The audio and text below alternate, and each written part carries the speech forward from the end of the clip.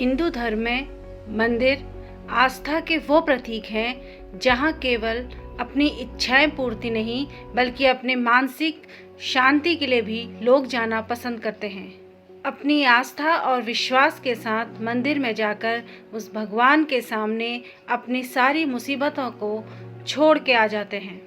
अपने मन की सुख दुख या परेशानी अगर इंसान किसी को पूरे दिल से बताता है तो वो है भगवान, जो कि हमारे मंदिरों में स्थापित किए जाते हैं। कई लोग हैं जिनकी दिनचर्या में सुबह मंदिर जाना शामिल होता है, लेकिन आज की भागदौड़ भरी जिंदगी में लोगों ने मंदिरों में जाना कम कर दिया है।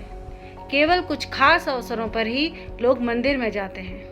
मंदिर में कदम रखते ही हमें ईश्वर की भक्ति के अलावा कई चौमुखी लाभ भी मिलते हैं। तो आइए इस वीडियो में जानते हैं कि भक्ति और मानसिक शांति के अलावा हमें मंदिर में कौन से लाभ मिलते हैं। वीडियो को अंत तक ज़रूर देखिएगा और हमारे चैनल को अगर सब्सक्राइब नहीं किया है तो प्लीज़ सब्सक्राइब कर दीजिएगा।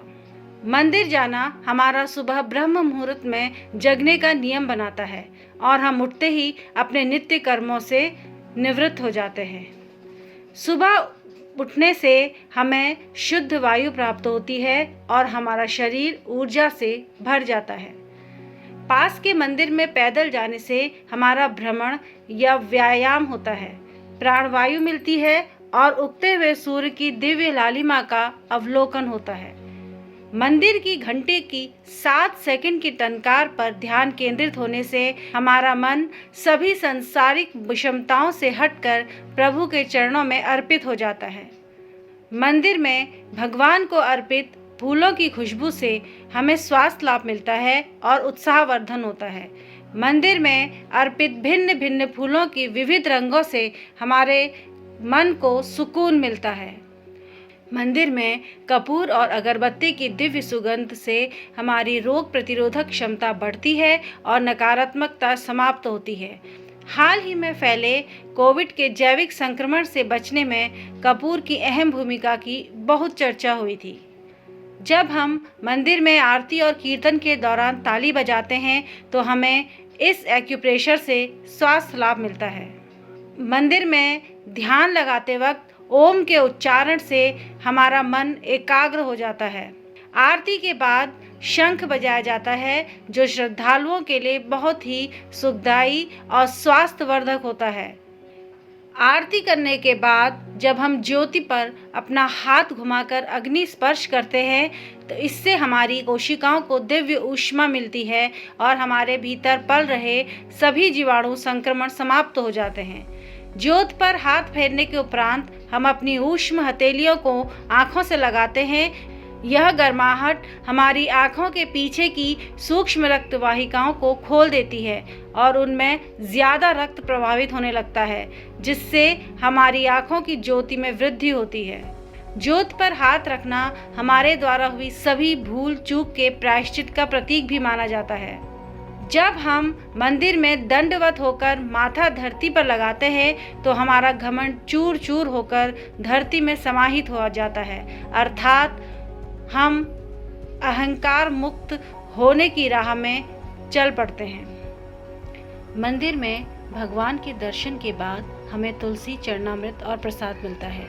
चरणामृत एक दिव्य पेय प्रसाद होता है जिसे गाय के दुग्ध, दही, शहद, मिश्री, गंगा जल और तुलसी से बनाकर विशेष धातु के बर्तन में रखा जाता है। आयुर्वेद के मुताबिक यह चरणामृत हमारे शरीर के तीनों दोषों को संतुलित रखता है। चरणामृत के साथ दी गई तुलसी हम बिना चबाए निगल लेते हैं, जिससे हमारे सभी रोग ठीक हो जाते हैं।